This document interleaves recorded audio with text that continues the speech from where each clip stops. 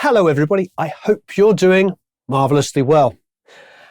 I am very, very excited because we are testing out the new Lewitt 1040 ST. Yes, it's the 1040, it's the new flagship top of the range microphone.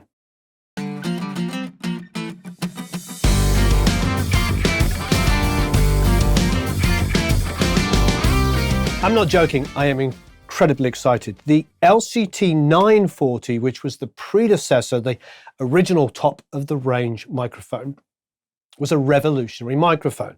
It was, dare I say, affordable, high quality. Now, when I tell you the price, I think it's about $1,500, $1,600. That's obviously not entry-level, $200, $300 microphone. But what it was is it was a giant killer. Or it is a giant killer. It is a microphone at that price range that's the next best thing is about $5,000, so like 3 times as much. It sells bucket loads, the 940, for obvious reasons, because it has a FET circuit and a tube circuit. And one of the beautiful things about it is you could move between them.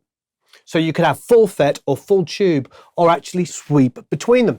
And one of the things I discovered quite early on using the microphone is I would sing the lead vocal on the tube setting and I would sing all the backgrounds on the FET with the same singer. And there was a characteristic change of sound that was enough to separate them all. It was pretty darn fantastic. Then the next thing was you could change all the polar patterns all on this independent remote unit. What they've now done is taken all of that idea and that technology and gone one stage further. They've created a whole bunch of different tube characteristics, 4 completely different sounds in one microphone. So with the FET and the 4 different tube sounds, valve sounds for the British people, it's making it huge.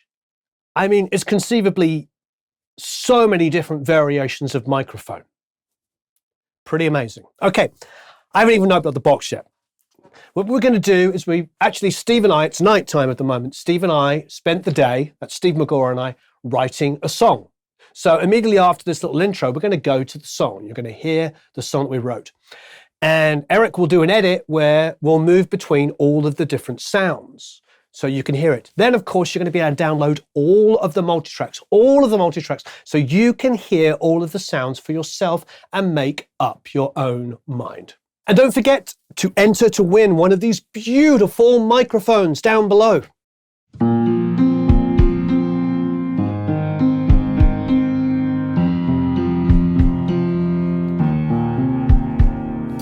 Thinking about my yesterdays, memories that never fade. God knows we took them for granted. Silly things we used to say, schoolyard games we loved to play, not knowing the cards we've been handed. We had it all back when the world turned slow. We had it all, but that was long ago.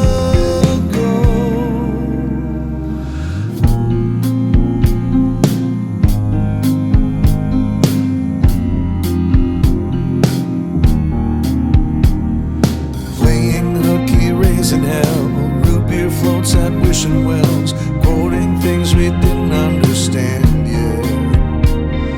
Remember all we used to dream, spacemen, rock stars, kings and queens, street light curfews, latchkey abandoned. We had it all back when the world turned slow. We had it all. Long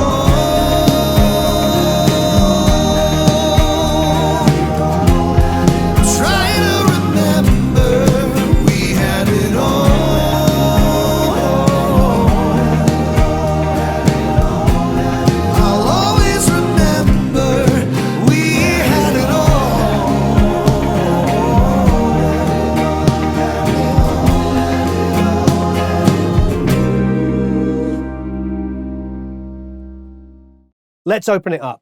Seriously, I'm incredibly excited. I love what these guys do.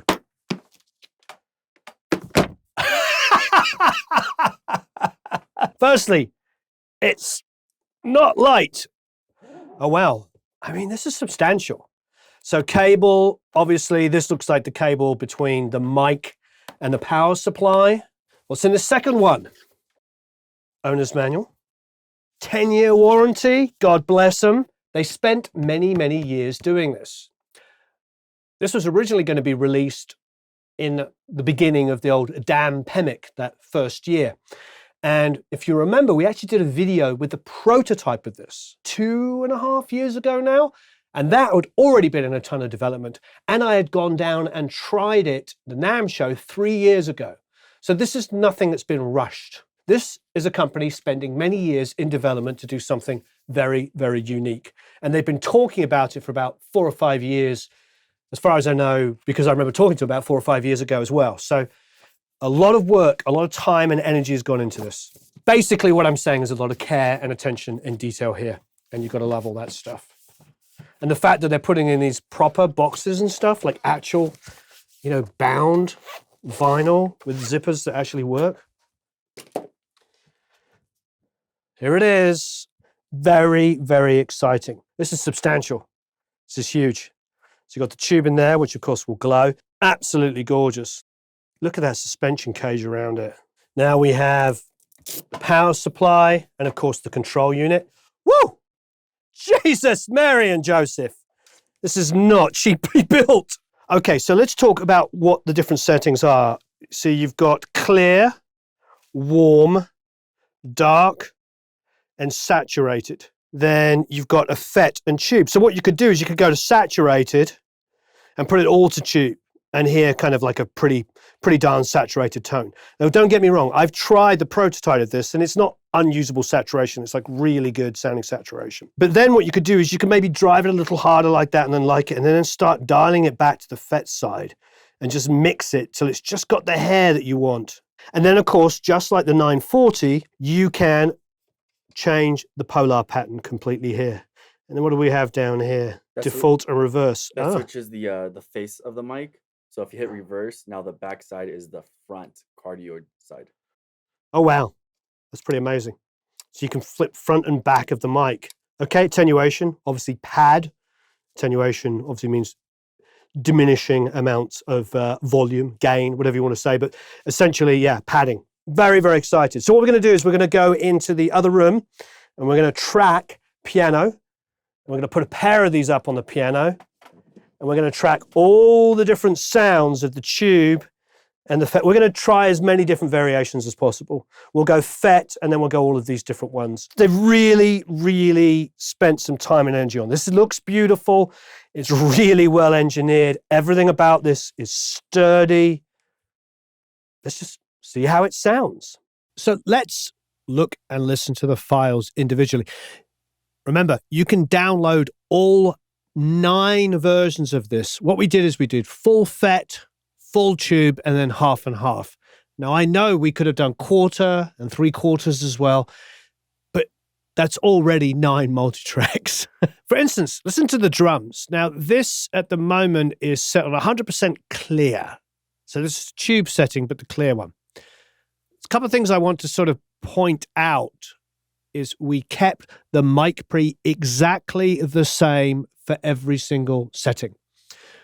On the guitars, that's really, really revealing because the guitars I played it down, and then I took the DI of the performance and reamped it. So it's exactly the same DI going through the amp every single time. Yep. So that's pretty accurate because you've got a DI going through an amp, same settings every single time. All we're doing is changing the mic and we're not touching the preamp. It's interesting. So here's the clear. Here's the 100% clear on the tube setting on the drums.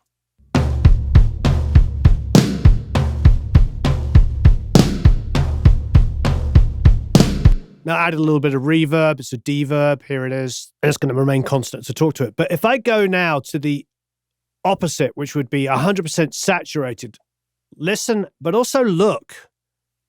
Now all the transients have been tucked in. You know how when we talk about using saturation plugins and tape emulations, how it rolls off those little harsh, spiky transients? Well, you can hear it.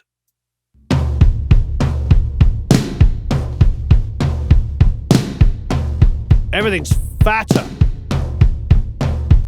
I mean, if I just solo, for instance, the overheads, which have the toms in,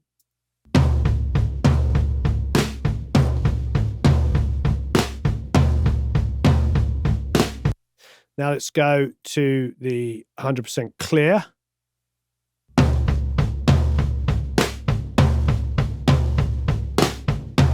The extra resonance of the toms has disappeared.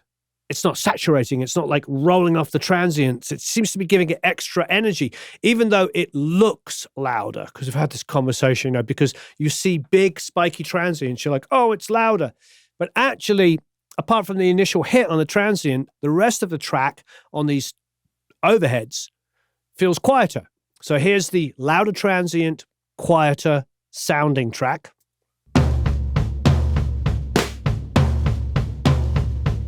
Now we'll go to the 100% saturated, smaller transient, but overall feels louder.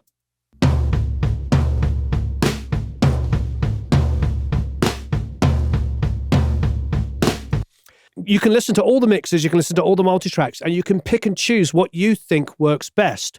There's a part of me that just likes the sound of the drums sounding like this.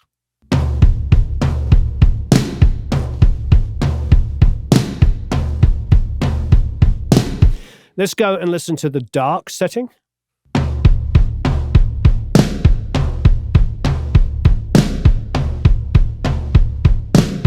Is it half and half, maybe? Now, when we were singing, Steve really, really liked the saturated halfway with the fet. That was his favorite sound. Wasn't that what he wanted? He liked the saturated, but half fet. So let's go and hear that on his vocals. So this is 50% fet and 50% tube saturated. We had it all back when the world turned slow. We had it all, but that was long ago. Now I have to change the effects with it as well. I'm going to leave that mistake in. But every single one of these, Eric printed the effects that match it. So you're going to get all the H3000 stuff, all the lexicon reverbs and everything. And as you can see, they're totally different takes. So they have to match up. So there you go. Let's have a listen again. We had it all. It's clean.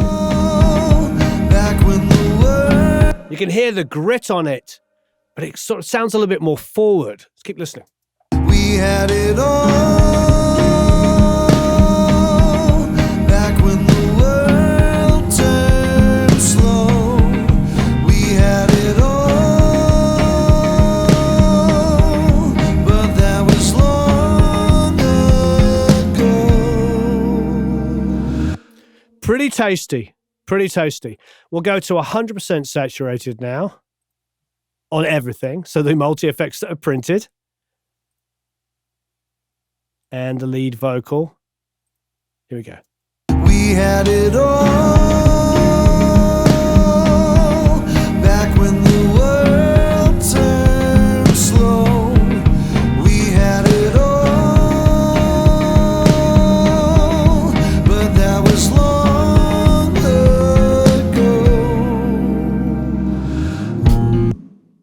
Okay, that's good, but you can hear the grit on the vocal, can't you? And it actually is nice, but it loses some of that openness that the fet had. So it's almost like it's being driven really, really hard here, but the other setting was the drive is at maximum and then it's being backed off, so it's being mixed in with a cleaner, clearer signal. Pretty tasty. Pretty tasty. Now, let's go to some electrics. My favorite electrics on this song are the second verse ones that I did. I just love that arpeggio. And the whole song was written based off that arpeggio. I had this idea when I was like 16 years old, and it never fully became a song. And then when Steve and I sat down, I was like, oh, I've got this idea that I've had for, decades. Full 100% FET.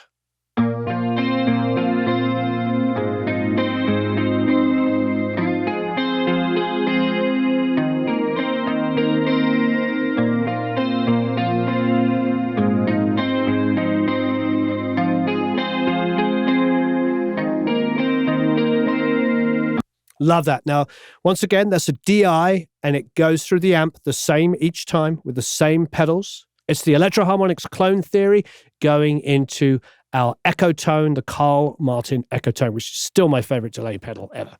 Let's go to full saturation.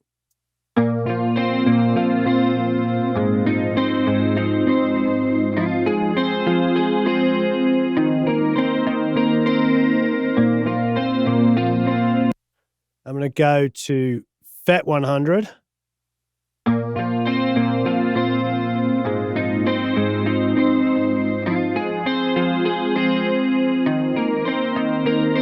Back to full saturation while you've got that in mind.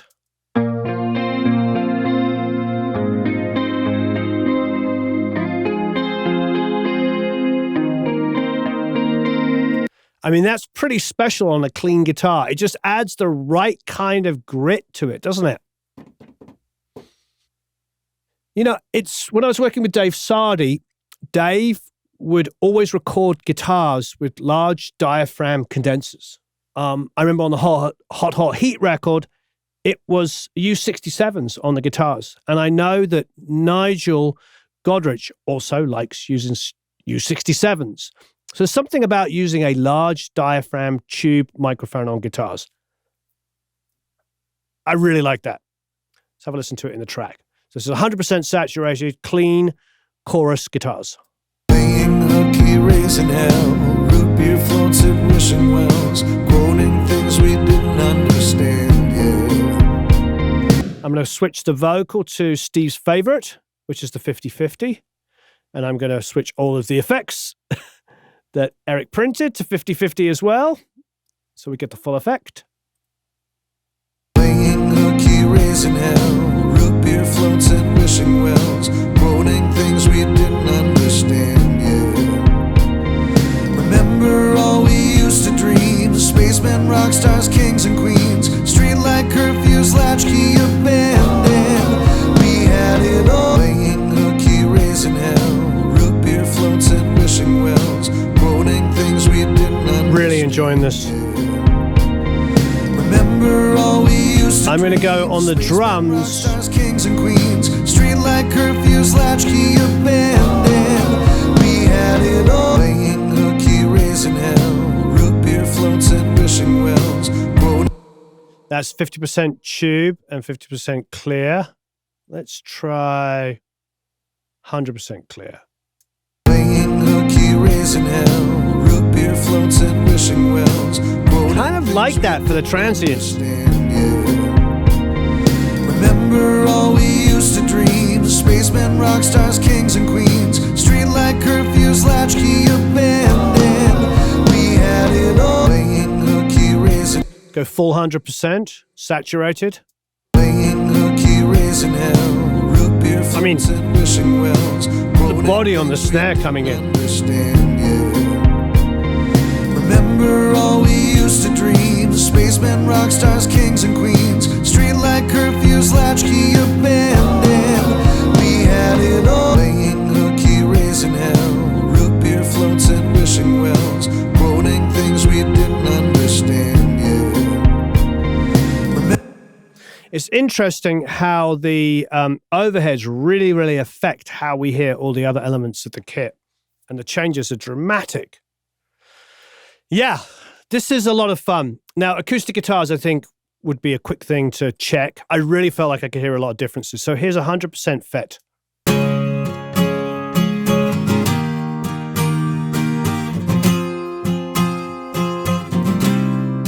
Put the drums in.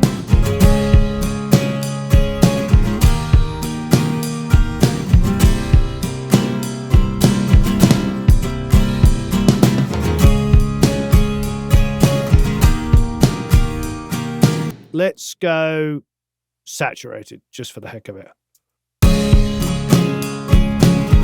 Gets thick. Not enjoying it on this particular guitar. It's too thick now for me. But hey, you can hear what it's doing. Let's go to the clear setting, 100% clear tube. Massive difference.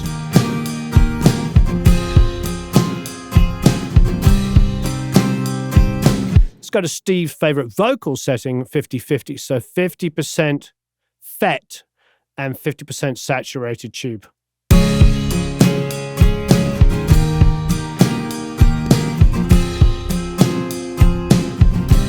It's cool, not loving it as much. So here's 50% clear tube and 50% FET.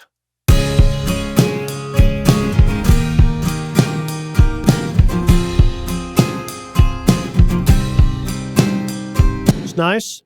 I'm going to go 100% FET.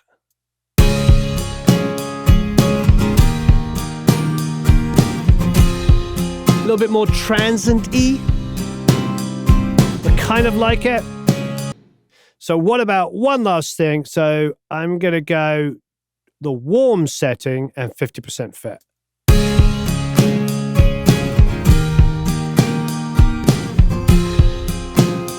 In the track.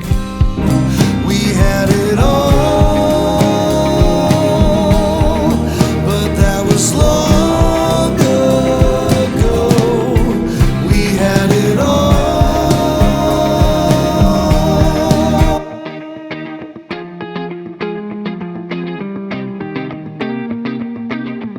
You know I had fun with these guitars, don't you?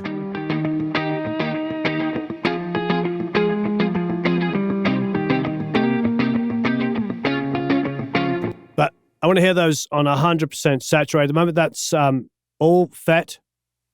So here's 100% saturated.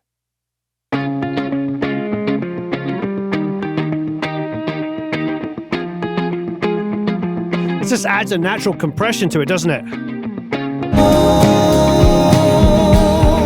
But that was long ago. But it's weird, I might take this guitar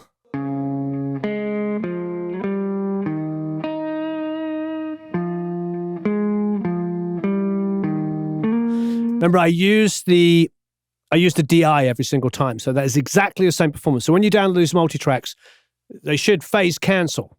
9 sets of multitracks. We've got 100% FET, 100% of all the different tube settings, and then we've got 50 of each of those. So 9 sets of multitracks.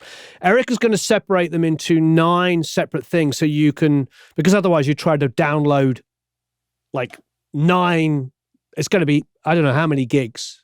And for many people in some places in the world, it will like tie up their internet for 2 weeks. So let's not do that. We're going to have them all separated out. We'll put the mixes in there as well, so you can just compare mixes if you like. Maybe those can go in a separate folder, Eric, like a mixes folder, so you can just download those first and maybe zero in. Maybe you only want to listen to one multi-track of the saturated and one of the clean and the 2 extremes, and then decide, you know, what you want to pick and choose between them. So either way, thanks ever so much, Lewitt, for coming up with such a great microphone. They've been talking about it a long time. I went to see them in Vienna about 4 years ago now. When was it? 2019, 3 years ago. We went there and they were telling me about the design then. We gave our opinion on what we would love, and then we saw it a couple of times. We saw it at NAMM in 2019, and then they sent us one and we used it here. And we did that demo of it, and now we are demoing the final thing, and we went to town on this. So please, please, please download the multi-tracks, download the final mixes, make your mind up for yourself. I think this is a fantastic mic. I think it is a new way of thinking, because everybody's making modeling mics, which I love as well. You've heard me talk about the Townsend one. You know I like it. But this is a different way of thinking. The thing about Lewitt that we have always liked about them is that they are a very modern microphone company. They have spent absolutely no time worrying about trying to do another U47 clone. which as we all know is impossible because half the components, or not half, but a lot of the components are impossible to find. So you can't really do a clone of it. You can make it look like it, and you can get close. There's some really good close microphones to it. But at the same time, it could be possible. We could entertain the idea there might actually be other microphones other than the U47. And as much as it's incredible, and it's now 80 years old, is that right? 75, 80 years old? Anyway, it's a very old design, and it's wonderful and amazing. These guys and girls are super forward-thinking, super modern. They come up with something really, I think, unique. And we're going to use this, particularly on electric guitars. And for singers, it's going to knock it out of the park because I'm going to be able to adjust the sound of the singer here while they're singing. Choose what the sound I want to do. It's not a cheap microphone, but it's also not a $20,000 microphone, of which you need 7 of. It's also not a modeling microphone where you're buying a cheaper capsule and then you're buying the, electronic modeling that comes with it. This is all component. This is all made to a very high level. It's also substantial, well built, and frankly, a kind of a work of art. It's a very beautiful looking microphone. I'm impressed. I imagine it's going to get rave reviews. I can't see this getting bad reviews because it sounds great. And we had a blast. And it took a long time to do this. It took a long time to do this. And Eric's still going to edit this now, and it is 11:47, and he's going to drop this in. So I'm going to stop talking because he's probably going to go to bed at 2. Thank you. So long. Farewell. Auf Wiedersehen. Au revoir. Adios. Tschüss. Do svidania. Tschüss. I've said that already. Adios. Adio. Ciao. Goodbye. Thank you.